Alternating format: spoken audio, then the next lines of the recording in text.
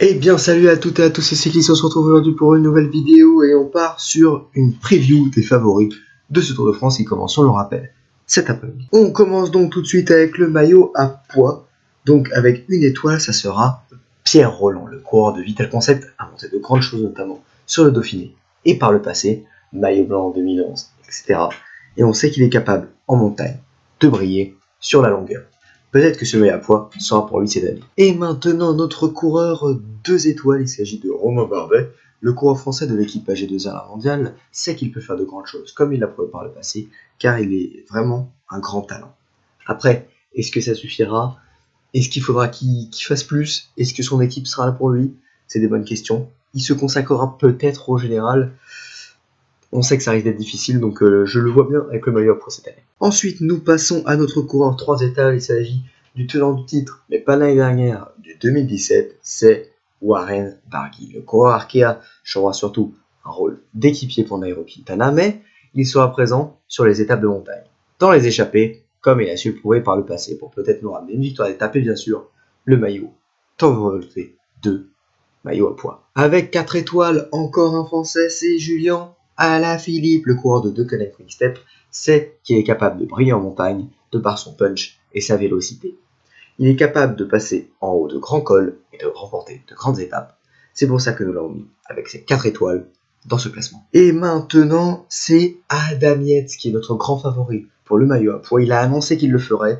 Bon, peut-être qu'il fera le général, mais c'est très très peu probable. Il a annoncé qu'il serait à fond sur les étapes et le maillot à poids. Donc c'est vraiment un grand favori pour ce maillot à poids. Et on continue maintenant avec les favoris au maillot vert, à commencer avec notre une étoile, Giacomo Nizzolo. Le champion d'Europe qui vient tout juste d'être promu a été aussi champion d'Italie il y a 2 semaines. Et on sait qu'il est très performant au niveau des sprints et des sprints en côte, car il est capable de passer les différentes bosses. Et ça va être vraiment un grand candidat à ce maillot vert. On passe maintenant à notre 2 étoiles. Il s'agit de Sam Bennett, le coureur irlandais, maillot vert sur la Vuelta, et qui fait cette année le Tour de France. On sait qu'il est capable de faire de grandes choses au niveau du sprint, et je suis sûr qu'il est capable de ramener ce maillot vert sur les Champs-Élysées. Et à présent, notre coureur 3 étoiles, il s'agit évidemment de Caleb Ewan. Le coureur australien est vraiment capable de faire de grandes choses sur le sprint, comme il l'a prouvé l'an passé avec ses 3 victoires. Après, il faut qu'il réussisse à passer les différentes bosses. On sait qu'il en est capable, mais pas à tous les coups.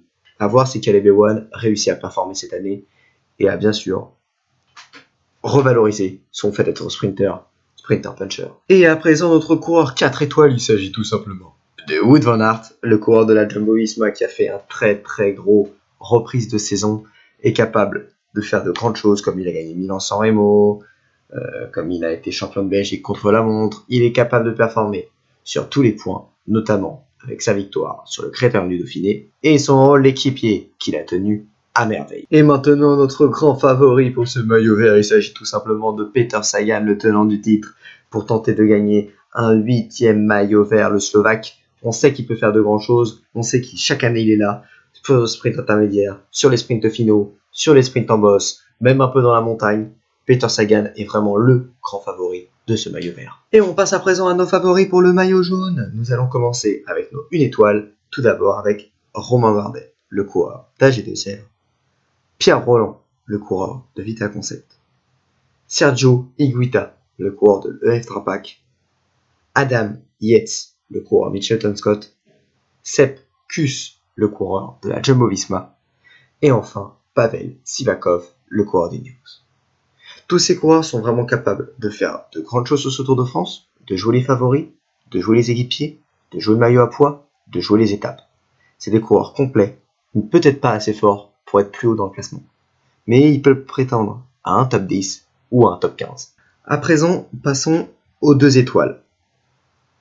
Guillaume Martin, Daniel Martinez, Rigoberto Urán, Warren Barguil, Julien Alaphilippe et Henrik Mas.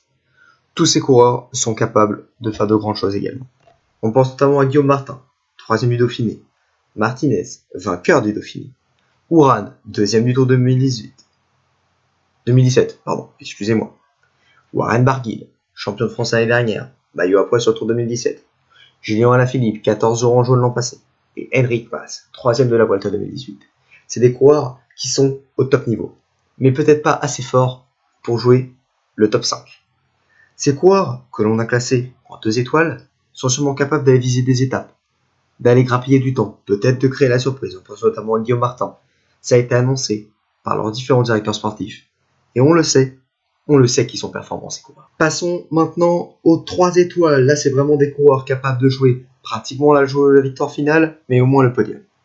En premier, le coureur de la Jumbo-Visma, Tom Dumoulin. Le coureur de la Ineos, Richard Carapaz. Le coureur de la UAE, Tadej Pogacar. Le coureur de la Astana, Miguel Angel Lopez.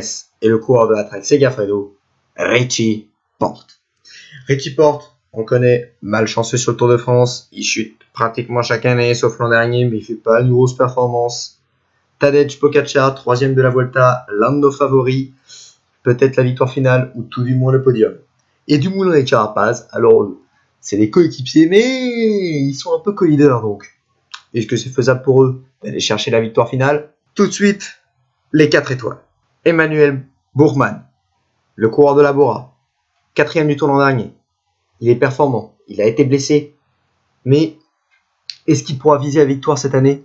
C'est très probable. Nairo Quintana, auteur d'un formidable début de saison, alors qu'il a changé d'équipe. Il est passé de la Movistar à l'Arkea Samsic. On voit qu'il monte en puissance depuis la reprise. Et enfin, Mikel Landa. Mikel Landa, ce coureur a un terrain énorme, 4e du Tour 2017, pour 1 seconde derrière Romain Bardet. Mikel Landa est vraiment capable de faire de grandes choses. Mikel Landa est vraiment capable de chercher un podium. Et peut-être que Mikel Landa est capable d'aller gagner le Tour de France cette année. Et à présent, nos 3 favoris. Les 3 favoris de la planète entière. Il s'agit, dans un premier temps, de Primoz Roglic, le coureur de la Jumbo-Visma. Très très très fort avec son équipe sur le Dauphiné depuis la reprise. Très très très fort sur la Vuelta l'année dernière. Très très très fort en général sur toutes les courses auxquelles il participe. Enfin, Egan Bernal, le vainqueur sortant. Le coureur de la Ineos. Le coureur qui est capable de tout faire exploser dans le col de l'Isan. Le coureur qui est capable d'aller chercher le tour, à la pédale, au-dessus des 2000 mètres. Est-ce que ce tour va lui convenir autant que celui de l'an dernier? Le col de la Lose, peut-être? Egan Bernal monte en puissance, mais c'est difficile pour lui. Il a abandonné le Dauphiné. Il n'était pas terrible sur certaines courses, malgré qu'il a gagné la première, on se rappelle le Tour d'Occitanie. Et Egan Bernal sera capable de récidiver. Et enfin, le grand favori de nos Français, même si en réalité, il est 3e parmi les favoris. Il s'agit de Thibaut Pinot. Vas-y mon grand, t'es grand aujourd'hui. Thibaut Pinot. Pinot, comme le vin. Pinot. Ce nom qui accroche, ce nom qui est capable d'aller chercher des choses sur le Tourmalet l'année dernière, en route Pradalbi le lendemain. Thibaut Pinot, c'est son année. Peut-être que cette année, Thibaut Pinot va gagner le Tour de France, et ça serait historique. Tenez-nous votre avis, mais pour moi, Thibaut Pinot est le grand favori puisqu'il court à la maison, avec son final, col de la Lose, avant-dernière étape de montagne, le chrono de la planche des belles filles. Tout est fait pour que cette année, Thibaut gagne le Tour de France. On compte sur lui, on compte sur la FDJ, on compte sur la France. Et voilà les amis, c'est tout pour cette vidéo. C'est vraiment sympa de nous avoir suivis les cyclistes. On se retrouve à la prochaine, n'hésitez pas à vous abonner, activer la cloche, lâcher le petit like. À la prochaine les amis, à plus.